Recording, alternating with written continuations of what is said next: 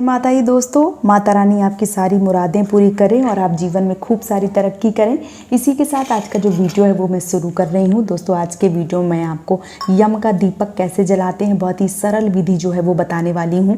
बहुत कम सामान में आप यम का दीपक जो है वो बना सकते हैं, लगा सकते हैं और यम का दीपक लगाने से अकाल मृत्यु का जो भय है वो समाप्त हो जाता है। और ये जो दीपक है ये छोटी दिवाली वाले दिन लगाया जाता है। खास करके इसका महत्व छोटी दिवाली दिन का है। छोटी वाली दिवाली जो जिस दिन होती है, बड़ी दिवाली के एक दिन पहले जो छोटी दिवाली होती है उस दिन इसका बहुत महत्व है। उस दिन ये दीपक जो है वो लगाया जाता है। बहुत सारे लोग धनतेरस वाले दिन भी लगाते हैं। तो अगर आपके यहाँ धनतेरस वाले दिन लगाते हैं तो आप धनतेरस वाले दिन लगाइए। अगर नहीं लगाते हैं तो अगर आप पहली बार लगाने जा रहे हैं तो छोटी दिवाली वाले दिन जिस दिन नरक चतुर्थी होती है उस दिन आपको ये जो दीपक है ये जलाना चाहिए। किसी भी ऐसी जगह पे आपको अच्छे से साफ़ सुथरा कर लेना है। कच्ची जगह है तो वहाँ पे पानी से साफ़ कर लेना है, मतलब जो गंगा जल है वो उसका छिड़काव कर लेना है। पक्की जगह है तब भी आपको गंगा जल का छिड़काव जो है वो कर लेना है, या आप चाहें तो पोछा जो है वो लगा के साफ़ कर सकते हैं। इसके बाद मैं आपसे बोलूँगी कि आप जो चौकी है उस पर बिल्कुल भी ना बनावें। आप कच्ची या पक्की जो भी जगह है वो ज़मीन में ही जो दीपक है वो जलाएं तो बहुत ही ज़्यादा शुभ माना जाता है। और एक बात और बोलूँगी मैं आपसे कि यम जो हैं उनको आपको आसन जो है, जो चौकी है उस पर नहीं विराजमान करना चाहिए। उनको आसन जो है वो नहीं देना चाहिए। आपको ज़मीन में ही उनका जो दीपक है वो जलाना चाहिए, ज़मीन में। इसके बाद आपको क्या करना है, अगर आपको गाय का गोबर मिल जाता है तो गाय के गोबर से लीप लीजिए। बहुत सारी बहनों के प्रश्न आते हैं कि दीदी सामान नहीं मिलता है, गाय का गोबर शहरों में नहीं मिलता है, तो उनके लिए मैं बता रही हूँ कि आप हल्दी, इस तरीके से हल्दी लेने के बाद में आपको हल्दी से जो लिपाई है वो कर देना है। ज़्यादा तो करना नहीं है, दीपक के ही हिसाब का करना है। तो इस तरीके से आपको उतनी जगह जिस पे आप दीपक जलाएंगे उतनी जगह पे आपको जो लिपाई है वो कर लेना है हल्दी से। हल्दी और गोबर से, मतलब अगर आपके पास गोबर मिल जाता है तो गोबर से, नहीं मिलता है तो हल्दी से, जो भी मिल जाता है उस तरीके से आप कर सकते हैं। हल्दी इसी वजह से बता रही हूँ कि बहुत सारी बहनों को शहरों में गाय का गोबर नहीं मिलता है, तो ऐसी बहनें हल्दी से इस तरीके से शुद्धिकरण जो है वो कर सकती हैं। यहाँ पे इस तरीके से करने के बाद आपको क्या करना है, आपको एक छोटी सी रंगोली बनानी है। और ये जो रंगोली है वो किसी भी कलर से ना बना के आपको आटे की बनानी चाहिए, क्योंकि आटे की बहुत ज़्यादा शुभ मानी जाती है। तो आप चाहें तो अष्टदल कमल बना दें, आप चाहें तो स्वास्तिक बना दें, आप जो भी चाहें, जिस तरीके का फूल चाहते हैं उस तरीके से आप बना सकते हैं। मैं यहाँ पे एक छोटा सा स्वास्तिक जो है वो बना दूँगी। इस तरीके से स्वास्तिक बनाने के बाद में आपको क्या करना है, अब इसके ऊपर आप अनाज रखें। कोई भी अनाज आप रख सकते हैं, गेहूं या चावल। तो इस तरीके से मैं यहाँ पे गेहूं जो है वो रख रही हूँ। यहाँ पे हमने गेहूं जो है वो रख दिए हैं। और इन गेहूं का क्या करना है आगे भी मैं बताऊँगी। तो गेहूं जो है वो इस तरीके से रख दें। अब बहुत सारी बहनें बोलेंगी कि दीदी हमको गेहूँ नहीं मिल रहा है। वैसे मिल जाता है सब जगह, अगर नहीं मिलता है तो आप चावल भी रख सकते हैं। तो यहाँ पे मैंने रख दिया है। इसके बाद आपको क्या करना है, इसके बाद आपको जो इस तरीके का दिया आता है वो आपको इसी के ऊपर रख देना है इस तरीके से। अगर आपके यहाँ आटे का दिया लगाया जाता है तो आप आटे का दिया लगाएं, नहीं तो आप इस तरीके का दिया जलाएं, ये भी बहुत ज़्यादा शुभ माना जाता है। इस तरीके का दिया लगाने के बाद में आपको क्या करना है, आपको चौमुखी दीपक जो है वो लगाना है। तो इस तरीके की आपको 4 बत्ती बना लेनी है और इस तरीके से आपको 4 बत्ती का जो दिया है वो जलाना है। तो कैसे लगाना है, एक बत्ती के सामने एक और बत्ती, ये हो गया आपका 2 मुखी दिया। और इसके बाद यहाँ से एक और बत्ती रखेंगे आप, ये हो गया आपका 3 और ये हो गया आपका 4। इस तरीके से ये आपका 4 मुखी दिया जो है वो बन जाता है इस तरीके से। इसके बाद आपको क्या करना है, आपको ये लेना है कौड़ी। इस तरीके से कौड़ी मिलती, बहुत ही आसानी से मिल जाती है। अगर नहीं मिल रही है तो आप कौड़ी की जगह पे कमल गट्टा भी नहीं मिलता है तो आप पीली वाली सरसों, काली वाली सरसों या महीन वाली एकदम से जो ढोकला वगैरह में डाली जाती है वो भी सरसों इसी के अंदर डाल सकते हैं। चाहें तो आप कौड़ी डालें, कमल गट्टा डालें या सरसों डालें, जो भी आपको आसानी से मिल जाता है। क्योंकि बहुत बहनों का प्रश्न आता है ना दीदी आसानी से बताइए, तो इसलिए मैं सारी चीज़ें जो है वो आपको बता रही हूँ। इस तरीके से आपको लगा देना है। अब ये जो दिया है ये चौमुखी हो गया, देखिए एक ये हो गया, 2, 3 और ये 4, ये चौमुखी दिया जो है वो आपका बन जाता है। अब आपको क्या करना है, अब इसमें या तो आप ये तिल का तेल डालें या सरसों का तेल डालें या मूंगफली का तेल डालें, जो भी तेल डाल रहे हैं तेल का ही दीपक जलाना है।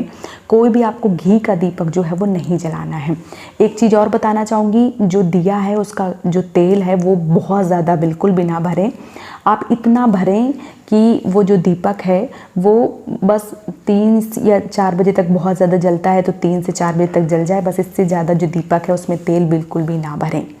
थोड़ा सा ही तेल जो है वो भरें, क्योंकि जब घर के सब सदस्य सोने जा रहे होते हैं तब आपको ये दिया लगाना होता है, और सुबह जब आप जगें तो ये दिया जो है वो शांत मिले, इस तरीके से आपको जलाना होता है। तो ये जो दिया है इसमें मैं थोड़ा सा तेल जो है वो डालूँगी, बहुत ज़्यादा जो है वो नहीं डालूँगी।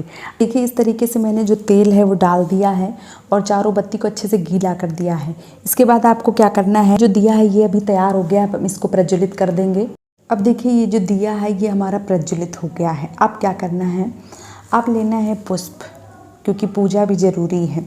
तो इस तरीके से आपको पुष्प जो है वो अर्पण कर देना है इस दिया में। इस तरीके से आपको पुष्प जो है वो,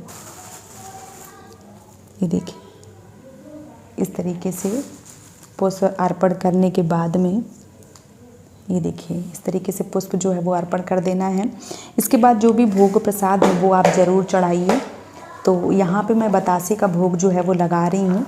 बहुत ही आसानी से ये पूजा जो है वो मैं दिखा रही हूँ, इसलिए जो भी मिठाई मिल जाती है तो मिठाई, नहीं मिलता है तो आप बतासे का भोग जो है वो भी लगा सकते हैं। तो मैं यहाँ पे बतासे का जो भोग है वो लगा रही हूँ। इस तरीके से आपको बतासे का भोग जो है वो आप लगा सकते हैं। इस तरीके से देखिए यहाँ पे मैंने बतासे का भोग जो है वो लगा दिया है। बतासे का भोग लगाने के बाद में आपको क्या करना है, आपको प्रणाम करना है इस दिया को, और जो भी बोलना चाहते हैं वो आप अभी बोल सकते हैं।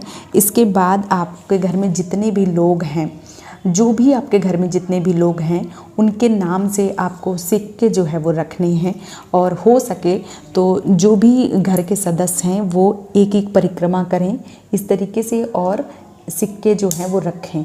जितने भी घर पे लोग हैं इस तरीके से गोल गोल घूमें इस दिया के, और उसके बाद एक एक परिक्रमा करके एक एक अपना रुपए जो है वो रखें इस तरीके से। जितने भी लोग हैं आपके घर में सबसे पूजा ज़रूर करवाएं इस दीपक की। इस तरीके से आपको सिक्के जो है वो रख देने हैं। अब आपको क्या करना है, अब आपको जो दिया है सब लोग इसके गोल गोल घूम जाएं, मतलब सब लोग इसकी परिक्रमा कर लें, सब लोग पैसे चढ़ा दें। इसके बाद आपको ये जो दिया है ये उठा के अपने घर के मेन गेट, जो आपका घर का मेन गेट है, और बहुत बार अगर मैं बता दूं आपको दाहिने बाएं रखना है या दक्षिण दिशा की तरफ रखना है तो आप बहुत बार कंफ्यूज हो जाएंगे। तो मैं आपसे बोलूँगी कि जो आपका मेन गेट है उसके बिल्कुल किनारे रख दें आप। एक जो मेन गेट होते हैं वो हो सकता है बहुत सारे लोगों के पूर्वी की तरफ हो, पश्चिम की तरफ हो, किस तरीके को हो, फ्लैट वगैरह में रहते हैं तो उनको समझ में नहीं आता है।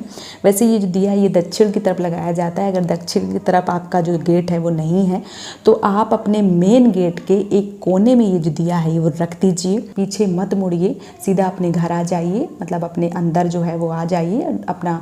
और उसके बाद सुबह ये जो दिया है इससे आपको, जब ये शांत हो जाएगा, सुबह आप निकलेंगे तो आपको ये कौड़ी जो है वो निकाल लेनी है। ये आपको अपने तिजोरी में किसी लाल कपड़े में बांध के रख दें, बहुत ही ज़्यादा शुभ मानी जाती है। साथ ही साथ ये जो दिया है ये आपको फेंक देना चाहिए। ये दिया जो है वो आपको नहीं रखना चाहिए अपने घर में। और उसके बाद ये जो गेहूँ हैं, ये जो बतासे हैं, जो भी हैं, ये आप गाय को खिला सकते हैं। और ये जो सिक्के हैं ये किसी को दान में दे सकते हैं। तो किसी भूखे को भोजन करवा सकते हैं, किसी भूखे को अन्न दे सकते हैं, उनके साथ ये पैसे दे सकते हैं, या कुछ पैसे और मिला के भी दे सकते हैं।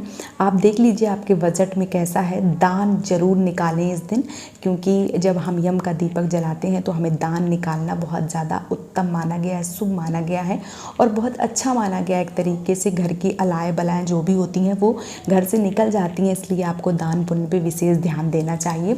आप चाहें तो किसी पुरोहित के दान दे सकते हैं या किसी ज़रूरतमंद को दान में दे सकते हैं, कुछ भी जो भी आपके सामर्थ्य में है। कई बार बहुत सारी बहनों के प्रश्न आते हैं कि दीदी क्या दान करें, तो अगर भोजन दान कर सकते हैं, कपड़े दान कर सकते हैं, पैसे दान कर सकते हैं, जो भी आपके सामर्थ्य में है। 10 रुपये भी सामर्थ्य में है तो भी दान कर सकते हैं, 100 है तो भी कर सकते हैं, 10,000 है तो भी कर सकते हैं। दान जो है वो हर तरीके का होता है, पूजा हर तरीके की होती है। तो जो भी आप दान करना चाहते चाहते हैं, जो भी आपके सामर्थ्य में है उस तरीके से आप दान पुण्य जो है वो जरूर कीजिए। तो उम्मीद करती हूँ कि आज का वीडियो आपको बहुत ही अच्छे से समझ में आ गया होगा। अगर आपके कोई मन में कोई प्रश्न है तो आप मुझे कमेंट सेक्शन में जरूर पूछिए। वीडियो पसंद आया तो चैनल को सब्सक्राइब और वीडियो को लाइक करना बिल्कुल भी ना भूलें। और आज का वीडियो यहीं पर समाप्त कर रही हूँ दोस्तों। जय माता दी।